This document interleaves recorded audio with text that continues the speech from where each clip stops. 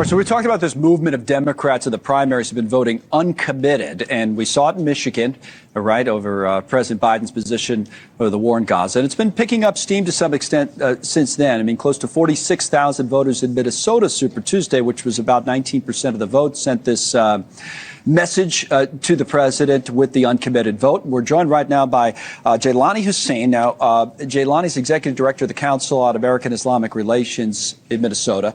And you've been, one of the leading voices, I think it's fair to say, in this kind of uncommitted movement, especially in Minnesota. So let me put up the headline first for tonight's State of the Union address. We talked about it, Jaylani, a few times on the show.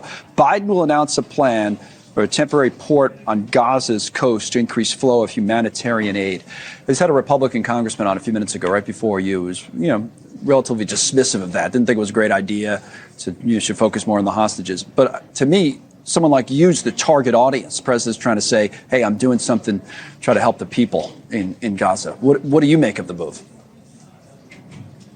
Well, thank you for having me. And, I'm the executive director of CAIR Minnesota, but this work of uncommitted is outside of that since our organization is a 501c3. But as a leader in the Muslim community and someone who's been doing this work for a long time, I think we got a clear message from the Israeli Defense Force and its leaders immediately after the horrific attacks on October 7th. And that was they were going to not allow any food. They're not going to allow any water. They're not going to allow any electricity.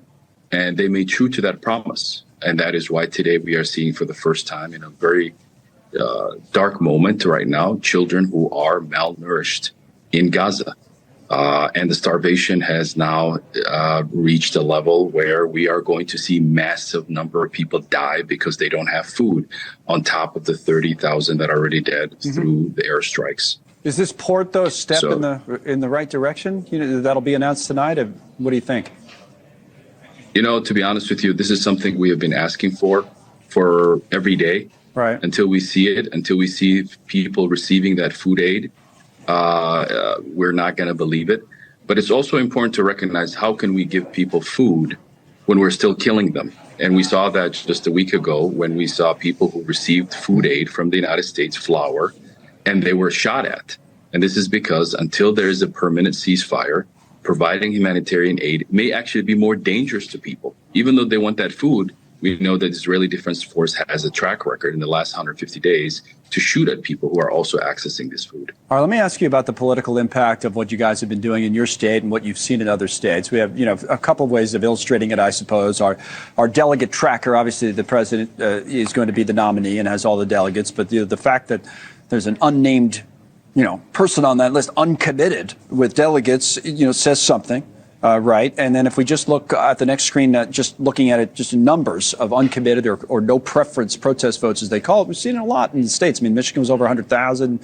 North Carolina was 88,000, Massachusetts, 50-some thousand. And you guys in Minnesota was what, 45, 46,000, something like that almost. So what message have you sent? And is that it? Will you come back in November? Or what do you have to see to make sure that the president gets votes from people like you? Because I know you're not going to be a supporter of Donald Trump, say, right? No, we're not supporting Donald Trump. But I think the message has been very clear. We've protested. We've marched. 80% of Democrats support a permanent ceasefire. 60% of Republicans support a ceasefire. Majority of America supports a ceasefire. We're tired of our nation being the lone nation in the world that is allowing this genocide to happen, facilitating it, paying for it, sending arms to Israel right now as they are literally ethnically cleansing Palestinians in Gaza. We have 1.1 million people at Rafah. And most importantly, they are dying by the minutes, by the hours.